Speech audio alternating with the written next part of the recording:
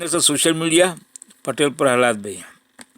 खबर बड़ी दिलचस्प है। जरा सोचिए, जब देश की सबसे अहम बॉडी जो है वही डगमगाने लगे, अपनी जबान पर ना टिके, तो आगे आने वाले वक्त में, भविष्य में क्या हश्र होगा इस देश का। और मैं बात कर रही हूँ देश के बहुत ही इंपॉर्टेंट, लोकतंत्र के बहुत इंपॉर्टेंट स्तंभ की, सुप्रीम कोर्ट की। सुप्रीम कोर्ट में जिस तरह से ये मामला सामने आ गया यशवंत वर्मा, जस्टिस यशवंत वर्मा का, और सारी कलई खुल गई, घर में कैश मिल गया, सारी बात सामने आ गई। उसके बाद ऐसा क्या हुआ कि पहले तो सुप्रीम कोर्ट ये कहता है कि भाई जांच होगी, इनका तुरंत ट्रांसफर कर दिया गया, और ये तमाम बातें हैं। फिर बाद में अचानक वो कहते हैं कि नहीं, ये वरिष्ठतम जजेस में से हैं, 9वें पायदान पे आते हैं, और ये कॉलेजियम का हिस्सा भी हैं, और ये बातें अफवाह हैं। तो ये जो सुप्रीम कोर्ट ने बीच में पैरवी की गोली खाई, ये क्या थी? दरअसल मतलब सुप्रीम कोर्ट के लॉबी में वो कौन व्यक्ति है जिसने इस बात को पूरा यू टर्न देने की कोशिश की, जहां पर जस्टिस यशवंत वर्मा पर अच्छी खासी कार्रवाई होनी चाहिए, वहां पर अचानक से यू टर्न आया और सबको झुटलाने की कोशिश की गई। फिर अचानक एक और कहानी बदल जाती है। फिर तस्वीर आती है कि सुप्रीम कोर्ट खुद ही वो वीडियो साझा कर देता है जो कि नोटों को लेकर है। ये वीडियो जिसने साझा किया, यहां से सवाल उठ रहा है कि यहां से सुप्रीम कोर्ट ने फिर कमेटी बना ली, जो कि पहले बना ही रहे थे वो 3 सदस्यीय कमेटी, और जिसपे उन्होंने बाद में यू टर्न ले लिया था। फिर वापस उसी बात पर आ जाते हैं और अब ये कमेटी बना करके इस पर फैसले की बात कर रहे हैं। अब इसमें जगदीप धनखड़ जो है देश के उपराष्ट्रपति, और खड़गे और एक और सदस्य हैं जो कि मिल करके, जेपी नड्डा, ये मिलकर अब इस पर चर्चा करेंगे। इस मुद्दे पर ये चर्चाएं भी उठ रही थी और हमने अपनी रिपोर्ट में भी बताया था कि जस्टिस यशवंत वर्मा जो है, डीवाई चंद्रचूड़ जो कि देश के पूर्व सीजीआई रहे हैं, उनसे भी उनके अच्छे संबंध रहे हैं, क्योंकि ये दिल्ली हाईकोर्ट में उस कार्यकाल में रहे जब डीवाई चंद्रचूड़ भी चीफ जस्टिस ऑफ इंडिया थे।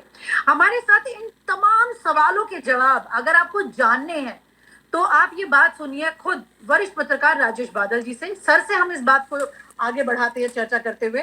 सर, ये बहुत ही दिलचस्प बात है, समझ नहीं आ रहा कि सुप्रीम कोर्ट अपनी जबान पर क्यों नहीं टुकरा, जहां पर गीता पर हाथ रख के कसम खिलवाई जाती है हम जैसे आम लोगों से कि आप जो कह रहे हैं वो सही है, वहां पता लग रहा है कि जो वो कह रहे हैं वो सही है, या वो 24 घंटे बाद कहते हैं वो सही है, या फिर 24 घंटे बाद कहते हैं वो सही है। Drinking warm water before. अब ये सचमुच में एक ऐसा अफसोसनाक वाकया है जो शायद कोई भी सभ्य लोकतंत्र स्वीकार नहीं करेगा। हमारे लोकतंत्र के 4 स्तंभ हैं। कार्यपालिका और विधायिका तो पहले ही विवादों के घेरे में है। चौथा स्तंभ जो है, हमने अपने आप को मान लिया, मतलब मीडिया ने या पत्रकारिता ने, और इसका एक बड़ा वर्ग वो भी सवालों के घेरे में है। ले देकर एक न्यायपालिका हमारे पास थोड़ा बहुत जो बची थी या बची है, उस पर आम मतदाता की, औसत भारतीय की एक निगाह रहती है, आस रहती है कि इस अभी कम से कम एक स्तंभ है जो हमें न्याय दे सकता है। लेकिन हालिया दौर में हम देख रहे हैं कि कुछ इस तरह के बयान आ रहे हैं, कुछ इस तरह से न्यायालयों की जो प्रक्रिया हो रही है उससे आम जनता के मन में बहुत सारे सवाल बन रहे हैं। लेकिन सवाल जो बन रहे निकल के आ रहे हैं, उससे न्यायपालिका की प्रतिष्ठा तो धूमिल हुई है, कोई बेहतर तो नहीं हो रही है, ये बात तो पक्का है। अभी 15 करोड़ कैश मिल गया, आग लगने पे तस्वीर आई, तब तो सबूत भी मिल गया सर न्याय पे। हम कोई मीडिया ट्रायल नहीं करना चाहते हैं विनीता जी, ना ही हम कोई ऐसा पत्रकारिता की तरफ से बहुत ही कोई खोजी नजर डालना चाहते हैं। लेकिन मैं बहुत स्पष्ट कहना चाहता हूं कि ये जो केस है, प्रथम दृष्टया प्राइमा फेसी जो कानूनी भाषा है उसमें पहले ही अपराध है। अभी मैं ये भूल जाता हूं 1 मिनट के लिए कि वो किसका घर था, यशवंत वर्मा का था या किसी का भी था। मैं आपको ये बता दूं कि जो आवास भारत के किसी न्यायाधीश को दिल्ली में, हाईकोर्ट के न्यायाधीश को दिल्ली में आवंटित है, उसकी एक इंच भूमि पर होने वाली हर घटना के लिए वो व्यक्ति जिम्मेदार होता है जिसको वो आवास आवंटित है। न्यायाधीश जी ये कहकर बच नहीं सकते कि वो उसके घर के एक कोने का था, वहां कोई जाता नहीं था, वो कोई स्टोर रूम था, तो ये कह के वो बच जज नहीं के सकते। सामने सर कोई अदालत में ये बात कह देता तो क्या ये मान लेते? नहीं मानते ना, मैं कह रहा हूं ये कानूनी है ही नहीं। और क्यों कानूनी नहीं है, मैं आप उसको उसका प्रावधान बताता हूं कि अगर उसमें जो जला, अब तो सुप्रीम कोर्ट ने जले हुए नोटों का वीडियो जारी कर दिया, जी तो हम उस घटना पर सवाल तो नहीं उठा सकते। यानी वो उस कोठी में आग लगी या लगाई गई, जो भी हुआ है, एक अग्निकांड हुआ जो हाई कोर्ट के माननीय न्यायाधीश को आवंटित है, यानी प्राइमा फेसी इस अग्निकांड के लिए जिम्मेदार वो खुद भी हैं। एक दूसरी चीज, जब ये आवास आवंटित होता है तो ये उनसे शपथ ली जाती है और ये प्रत्याशा की जाती है कि उस सरकारी आवास में कोई दुरुपयोग उस आवास का नहीं होगा। सवाल ये है कि 15 करोड़ अगर उनका नहीं था, हमने मान लिया, दूध के धुले मान लिए, हम तो कहते हैं कि कुछ था ही नहीं उनका, लेकिन ये 15 करोड़ उनको आवंटित आवास में आया कैसे? जी और 15 करोड़ या 10 करोड़ या 12 करोड़ अब जल गया है तो हम नहीं कह सकते। कल दो दिन पहले की खबर है कि कहीं बाहर भी पाया गया था। तो हाँ। एक बात तो ये, सफाई कर्मचारी बता रहे हैं झाड़ू लगाते हुए मिल रहे जी, हैं। तो एक बात तो ये है कि उस सरकारी आवास का दुरुपयोग हुआ और उस दुरुपयोग के मामले में आरोप से न्यायाधीश जी बच नहीं सकते। एक बात। दूसरी बात यह है कि भारत की राजकीय मुद्रा उस सरकारी आवास में जलाई गई। सरकारी आवास में जिसमें रिजर्व बैंक भारत की राजकीय मुद्रा का जलाया जाना या उसका अपमान, आपको मालूम है धारा 124A के तहत ये दंडनीय अपराध है और उसमें 3 साल की कैद हो सकती है जो ये ऐसा करता है। तो भारत की राजकीय मुद्रा ये का जज अपमान का तो हाउस हुआ। हम और आप अभी जो नए नियम आए और वो हैं नष्ट बैंकों के, वो नष्ट उसमें हो गया। हम और आप इतना कैश लेके नहीं ले जा सकते। लाखों रुपए का भी कैश हम एयरपोर्ट पर होते हैं तो हमको धर लिया जाता है, अगर हो तो। अब रूल्स हमने होता तो है कभी ना। देखा नहीं वैसा, लेकिन अगर करोड़ों रुपए किसी न्यायाधीश के घर में होंगे तो कौन उनको धरेगा? कौन से कानून के तहत उन पर कार्रवाई होगी? मैंने आपको बताया कि एक तो अपमान का मामला है। दूसरा मैं आपको बता दूं कि वर्मा को जेल में इसके डालना पीछे मंशा चाहिए ये और भी 15 होती करोड़ है वाले किसने कि दिया उसको भी राजकीय जेल में मुद्रा डालना अगर आपने चाहिए। जलाई है, भारत की अधिकृत मुद्रा जलाई है या दुर्घटनावश भी जली है, तो उसके पीछे न्यायालय, पुलिस, जांच एजेंसियां ये शंका करती हैं कि कहीं इसका जलाया जाना कोई साक्ष्य मिटाने का सबूत तो नहीं है। ये प्रथम दृष्टया जो मैं आपको बता रहा हूं कि अपराध तो है ही, चाहे आग लगी हो चाहे लगाई गई हो। दूसरा, धारा 204, 424 ये दो जो हैं, और धारा 22(7) में इसमें जो है 7 साल की कैद और जुर्माना है। यानी और दोनों एक साथ भी हो सकते हैं कि भारत की राजकीय मुद्रा का इरादतन अगर उनको जलाया गया है तो इसका मतलब कुछ सबूतों के साथ छेड़खानी की गई है और ये अपराध है, दंडनीय अपराध है और गंभीर अपराध की श्रेणी में ये मामला आता है। फिर दूसरी बात, अपराध है क्यों? क्या हम ये संयोग मान लें कि जिस रात आग लगनी थी उसी रात न्यायाधीश जी दिल्ली से बाहर थे? That's why your nerves fail. उस रात वो क्यों नहीं थे वहां पर? अब ये संयोग हो सकता है कि उनके परिवार में कोई शादी ब्याह हो या कुछ और भी हो, मुझे नहीं पता, लेकिन ये बहुत सारी सूचनाएं हैं जिस पर हम लोग सभा, भारत की आम जनता जानना चाहती है। केंद्र सरकार, संसद चल रही है, सत्र चल रहा है, केंद्र सरकार चुप क्यों है?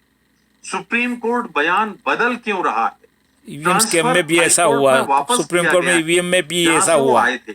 हम जानते हैं कि प्रशासन में, न्यायिक प्रशासन में, सामान्य प्रशासन में उस पे भी तबादला कोई दंड नहीं सब है।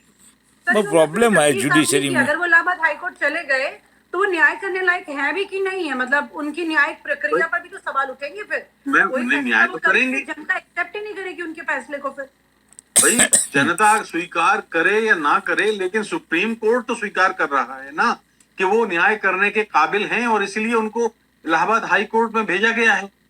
तो इसका अर्थ यह है कि क्योंकि तबादला कोई दंड नहीं होता, तो शंका ये होती है कि जज उसी रात बाहर रहती है कि इस अभी कम से कम एक स्तंभ है जो हमें न्याय दे सकता है। लेकिन हालिया दौर में हम देख रहे हैं कि कुछ इस तरह के बयान आ रहे हैं, कुछ इस तरह से न्यायालयों की जो प्रक्रिया हो रही है उससे आम जनता के मन में बहुत सारे सवाल बन रहे हैं। लेकिन सवाल जो बन रहे निकल के आ रहे हैं, उससे न्यायपालिका की प्रतिष्ठा तो धूमिल हुई है, कोई बेहतर तो नहीं हो रही है, ये बात तो पक्का है। ईवीएम कब से गए साल मालूम हो गया था, चंद्रचूड़ ने डिसीजन नहीं लिया था, बाहर चले गए हम थे। कोई मीडिया ट्रायल नहीं करना चाहते हैं विनीता जी, ना ही हम कोई ऐसा पत्रकारिता की तरफ से बहुत ही कोई खोजी नजर डालना चाहते हैं। लेकिन मैं बहुत स्पष्ट कहना चाहता हूं कि ये जो केस है, प्रथम दृष्टया प्राइमा फेसी जो कानूनी भाषा है उसमें पहले ही अपराध है। अभी मैं ये भूल जाता हूं एक मिनट के लिए कि वो किसका घर था, यशवंत वर्मा का था या किसी का भी था। मैं आपको ये बता दूं कि जो आवास भारत के किसी न्यायाधीश को दिल्ली में, हाई कोर्ट के न्यायाधीश को दिल्ली में आवंटित है, उसकी एक इंच भूमि पर होने वाली हर घटना के लिए वो व्यक्ति जिम्मेदार होता है जिसको वो आवास आवंटित है। न्यायाधीश जी ये कहकर बच नहीं सकते कि वो उसके घर के एक कोने का था, वहां कोई जाता नहीं था, वो कोई स्टोर रूम था, तो ये कह के वो बच नहीं सकते। सामने सर कोई अदालत में ये बात कह देता तो क्या ये मान लेते? नहीं मानते ना, मैं कह रहा हूं ये कानूनी है ही नहीं। और क्यों कानूनी नहीं है, मैं आप उसको उसका प्रावधान बताता हूं कि अगर उसमें जो जला, अब तो सुप्रीम कोर्ट ने जले हुए नोटों का वीडियो जारी कर दिया जी। तो हम उस घटना पर सवाल तो नहीं उठा सकते। यानी वो उस कोठी में आग लगी या लगाई गई, जो भी हुआ है, एक अग्निकांड हुआ जो हाई कोर्ट के माननीय न्यायाधीश को आवंटित है, यानी प्राइमा फेसी इस अग्निकांड के लिए जिम्मेदार वो खुद भी हैं। एक दूसरी चीज, जब ये आवास आवंटित होता है तो ये उनसे शपथ ली जाती है और ये प्रत्याशा की जाती है कि उस सरकारी आवास में कोई दुरुपयोग उस आवास का नहीं होगा। सवाल ये है कि 15 करोड़ अगर उनका नहीं था, हमने मान लिया, दूध के धुले मान लिए, हम तो कहते हैं कि कुछ था ही नहीं उनका, लेकिन ये 15 करोड़ उनको आवंटित आवास में आया कैसे? किसका था? 15 करोड़ या 10 करोड़ या 12 करोड़ अब जल गया है तो हम नहीं कह सकते। कल दो दिन पहले की खबर है कि कहीं बाहर भी पाया गया था। तो एक बात तो ये, सफाई कर्मचारी बता रहे हैं झाड़ू लगाते हुए मिले। जी, तो एक बात तो ये है कि उस सरकारी आवास का दुरुपयोग हुआ और उस दुरुपयोग के मामले में आरोप से न्यायाधीश जी बच नहीं सकते। एक दूसरी बात यह है कि भारत की राजकीय मुद्रा उस सरकारी आवास में जलाई गई। सरकारी आवास में जिसमें रिजर्व बैंक भारत की राजकीय मुद्रा का जलाया जाना या उसका अपमान, आपको मालूम है धारा 124(a) के तहत ये दंडनीय अपराध है और उसमें 3 साल की कैद हो सकती है जो ये ऐसा करता है। तो भारत की राजकीय मुद्रा का अपमान तो हुआ। हम और आप अभी जो नए नियम आए हैं बैंकों के, उसमें हम और आप इतना कैश लेके नहीं ले जा सकते। लाखों रुपए का भी कैश हम एयरपोर्ट पर होते हैं तो हमको धर लिया जाता है, अगर हो तो। अब बोल तो हमने तो कभी देखा नहीं वैसा, लेकिन अगर करोड़ों रुपए किसी न्यायाधीश के घर में होंगे तो कौन उनको धरेगा? कौन से कानून के तहत उन पर कार्रवाई होगी? मैंने आपको बताया कि एक तो अपमान का मामला है। दूसरा मैं आपको बता दूं कि ये इसके पीछे मंशा ये भी होती है कि राजकीय मुद्रा अगर आपने जलाई है, भारत की अधिकृत मुद्रा जलाई है या दुर्घटनावश भी जली है, तो उसके पीछे न्यायालय, पुलिस, जांच एजेंसियां ये शंका करती हैं कि कहीं इसका जलाया जाना कोई साक्ष्य मिटाने का सबूत तो नहीं है। बिग स्कैम, ये पहली बिग स्कैम होता है। दृष्टया जो मैं आपको बता रहा हूं कि अपराध तो है ही, चाहे आग लगी हो चाहे लगाई गई हो। दूसरा धारा 204 424 ये दो जो हैं, और धारा 22(7) में इसमें जो है 7 साल की कैद और जुर्माना है, यानी और दोनों एक साथ भी हो सकते हैं कि भारत की राजकीय मुद्रा का इरादतन अगर उनको जलाया गया है तो इसका मतलब कुछ सबूतों के साथ छेड़खानी की गई है और ये अपराध है, दंडनीय अपराध है और गंभीर अपराध की श्रेणी में ये मामला आता है। सभी तो सबूत मिटाने के लिए और किसी को जेल में डालने के लिए, वो गलत तो है। संयोग मान लें कि जिस रात आग लगनी थी उसी रात न्यायाधीश जी दिल्ली से बाहर थे। हाँ, उस रात वो क्यों नहीं थे वहां पर? अब ये संयोग हो सकता है कि उनके परिवार में कोई शादी ब्याह हो या कुछ और भी हो, मुझे नहीं पता, लेकिन ये बहुत सारी सूचनाएं हैं जिस पर हम लोग सभा भारत की आम जनता जानना चाहती है। केंद्र सरकार, संसद चल रही है, सत्र चल रहा है, केंद्र सरकार चुप क्यों है? सुप्रीम कोर्ट बयान बदल क्यों रहा है? ट्रांसफर हाई कोर्ट में वापस किया गया है जहां से वो आए थे। हम ट्रांसफर करने की जरूरत नहीं, जेल में डालने की जरूरत है। न्यायिक प्रशासन में सामान्य वो सही रास्ता है, वो है। तबादला कोई दंड नहीं है। सर इन्होंने उससे भी तस्वीर साफ नहीं की। अगर वो इलाहाबाद हाईकोर्ट चले गए तो न्याय करने लायक है भी कि राजीव नहीं? कुमार ना, वो सब न्याय लोग है ना, करने जेल में डालने की जरूरत है। इलेक्शन कमीशन वाले भी ऐसा है, एक्सेप्ट ही नहीं करेगी उनके फैसले को। फिर भाई, साले चोर लोग घुस गए हैं। स्वीकार करे या ना करे, लेकिन सुप्रीम कोर्ट तो स्वीकार कर रहा है ना कि वो न्याय करने के काबिल हैं और इसलिए उनको इलाहाबाद हाई कोर्ट में भेजा गया है। तो इसका अर्थ यह है कि क्योंकि तबादला कोई दंड नहीं होता, तो शंका ये होती है कि जज उसी रात बाहर गए, कहीं कोई उनके पास कोई ऐसी खबर तो नहीं थी कि ये जो पैसा मिल रहा है उस पर कोई ईडी का छापा होने वाला है, कोई सीबीआई का छापा होने वाला है। परिस्थिति में क्या इनको कोई इम्यूनिटी मिलती है? जजेस के लिए इम्यूनिटी होती है? बिल्कुल नहीं, बिल्कुल नहीं। देखिए, पहले जज भारत का नागरिक है, उनको हटाए जाने के लिए संरक्षण जरूर थोड़ा सा मिलता है कि भाई लोकसभा के 100 सांसद हों, राज्यसभा के 50 सांसद हों, वो एक नोटिस दें, फिर वो नोटिस स्वीकार कर लिया जाए, तब उसके बाद सदन जो है एक 3 सदस्यों की कमेटी बनाए और फिर वो जांच करे, और वो कमेटी अगर जांच में दोषी पाए तब जाकर के उनको हटाया जा सकता है। अभी इम्पीचमेंट तो की उनको बात, केसेस से अलग कर दिया, अभी तो उनको अलग रखा हुआ है, अभी वो कोई फैसला नहीं कर सकते हैं, कोर्ट में नहीं जा सकते हैं, कोई मामला नहीं सुना सकते हैं, अभी इनको अलग किया हुआ है। लेकिन सर क्या मतलब ऐसा नहीं हो सकता है कि जब तक इनकी जांच पूरी ना हो जाए, सारी चीजें दूध का दूध पानी का पानी ना हो जाए, तब तक इनको बिल्कुल इस प्रक्रिया से अलग रखा जाए जहाँ पे ये न्याय सुनाते हो? कि न्याय सुनाने पर तो इनके संदेह है पूरा। देखिए, ये तो पहले दिन ही ये बात स्पष्ट हो गई कि उन्होंने या उनके परिसर में, सरकारी परिसर में अपराध हुआ है। तो जब अपराध उनके परिसर में हुआ है तो वो मामले कैसे सुन सकते हैं? वो कानून की नजर में आरोपी भी नहीं है, मैं आपको बार बार कह रहा हूं, आरोपी नहीं है, वो अपराधी हैं। अब ये एक जांच का विषय हो सकता है कि कहीं उनको किसी तरफ से ऐसी कोई सूचना तो नहीं मिली कि उनके घर पे कोई एजेंसी छापा डालने वाली है, या जांच के लिए कोई उनको मतलब अब उसमें उनको घेरा में लिया जा सकता है, इसलिए जला दिया गया हो या जलवा दिया गया हो और वो खुद बाहर चले गए। ये बहुत सारे सवाल हैं जो हम सब लोगों के मन में आ रहे हैं। दूसरी चीज ये है कि देखिए, मान लीजिए कि अगर वो दोषी पाए गए, उनका तबादला होने से पहले तो निलंबन होना चाहिए, क्योंकि वो तो प्राइमा फेसी अपराध है ही, साबित हो गया है।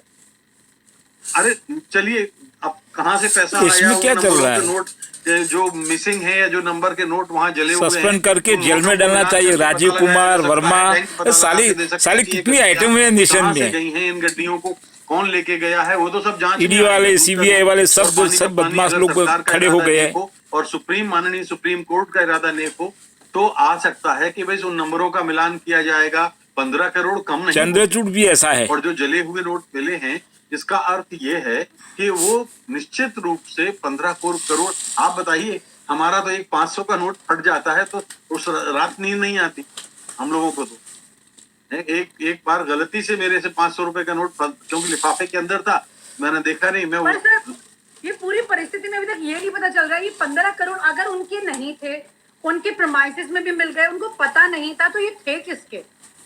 कौन लेके आया, क्यों लेके आया? यही इसी सच्चाई इसका को माई बाप नहीं मिल रहा है सर। अभी आपको याद होगा सर, अखिलेश यादव ने भी वो एक जिक्र किया है वापस से उस बात का कि उन्होंने 2 चीजों के संदर्भ में ये बात कही।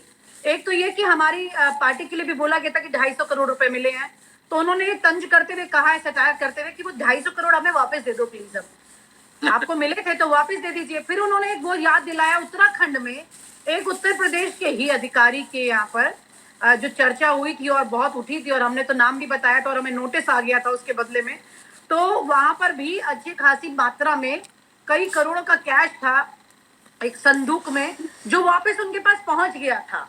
और ये बात का भी जिक्र उन्होंने आज बोला है कि भाई उनका भी उनको लौटा दिया था जो मिला था। वही माई बाप खोल के कागजों पे सामने नहीं आए लेकिन पैसा अंदर अंदर दे दिया वापस।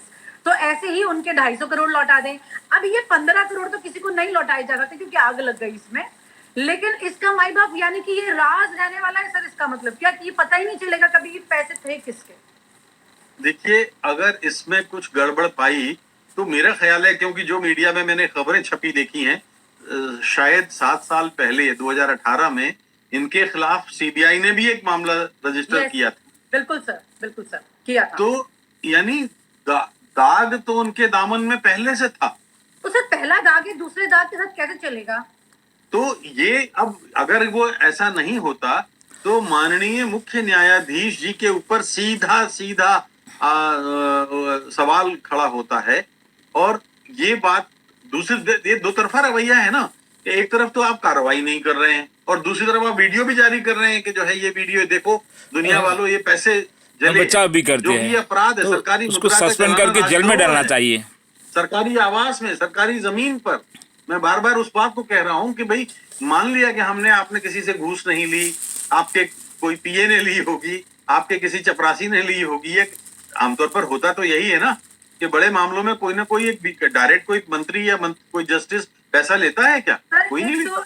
तो मुझे लगता है बाकी मंत्री और अधिकारी और जजेस कोई और होंगे जो अपने यहाँ कैश रखने की कोशिश कर रहे होंगे। अब उन्हें एक सबक तो मिल गया कि आग भी लग सकती है, राज भी खुल सकता है। इसमें तो बड़ा मिनिस्टर होगा, कैश को बचा के रखने की कोशिश करेंगे, पता नहीं कौन किसी को जेल में डालने के लिए लिया होगा, अगर किसी का सबूत मिटाने के लिए लिया होगा। न्यायपालिका को ये आग लगाने वाला जो फॉर्मूला है, ये आपको बताऊं मैं, कार्यपालिका ने दिया है।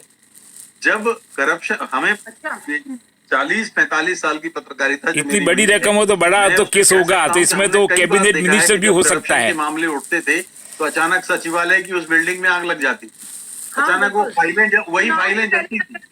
चुनाव से पहले कितनी आग लगी है, फाइलों में जाके आग लग जाती है सरकार। यानी आग भी कितनी चूजी है कि वो उन्हीं फाइलों का चुनाव करती है जिनमें कुछ संवेदनशील इंफॉर्मेशन होती है। वहाँ तो चैप्टर क्लोज हो जाता है सर, यहाँ चैप्टर राजीव वर्मा वो दूसरी चीज।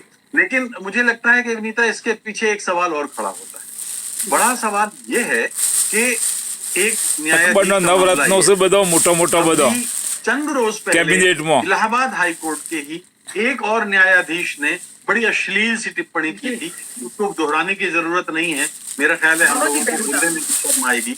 तो ये न्यायपालिका को अपने भीतर भी झांकने की जरूरत है कि उनके घर में मीडिया अच्छा नहीं है, इलेक्शन कमीशन अच्छा नहीं है, आपको याद होगा राजस्थान हाई कोर्ट के सीबीआई अच्छा नहीं है, ईडी अच्छी नहीं है, गर्भवती होती, पीएम अच्छा नहीं है, ये गृह मंत्री अच्छा नहीं है, मानसिक स्तर की सुप्रीम कोर्ट में लोग घुस गए वो भी अच्छे नहीं है। तो देश की तासीर क्या होगी? कि जिस कानून की कसम खाते, जिस संविधान की कसम देश किसके हाथे में चला गया है? हाईजैक हो गया ईवीएम स्कैम से। मुताबिक चल रहे हैं। तो राजीव कुमार को पहले जेल में सस्पेंड कर, पहले जेल में डाल दो, बाद में वर्मा को डाल दो, किस तरह के जुगाड़ लगा तो दूसरा भी सुधर जाए। रिटर्न्स ले रहे हैं उसका, और ये सब चीजें चल रही हैं जो कि ये बता रही है कि न्यायपालिका वाला जो स्तंभ है ना, उसमें भी एक मोटी दीमक लग चुकी है, उसे भी संबद्ध साफ नहीं करना है। जरूरी है, लेकिन कैसे कौन साफ करेगा, सवाल ये उठता है सर इसमें। देखिए, ये है कि हमारे संविधान में इसलिए मोटी मोटी तनख्वाहें और सुविधाएं बिग मनी है तो कैबिनेट तो होगी अंदर, ताकि वो बेईमान ना हो सके। एक औसत पुलिस वाले को हम कह देते हैं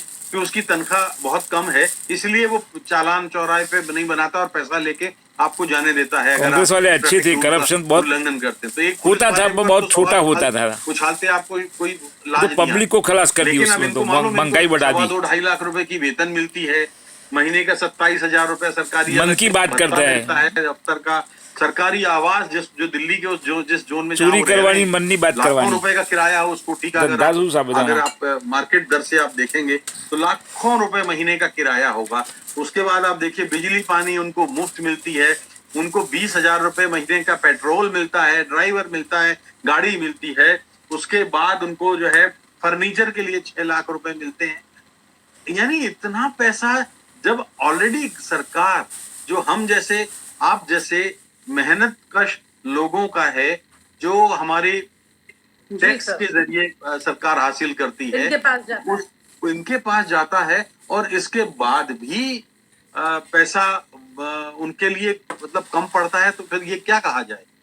जी बहुत सर। मतलब हाँ, महंगाई के लिए पगार बढ़ाते हैं, काम तो कुछ करते रहे, गलत सब काम गलत करते हैं। शायद इसी वजह से ये आग लगी है।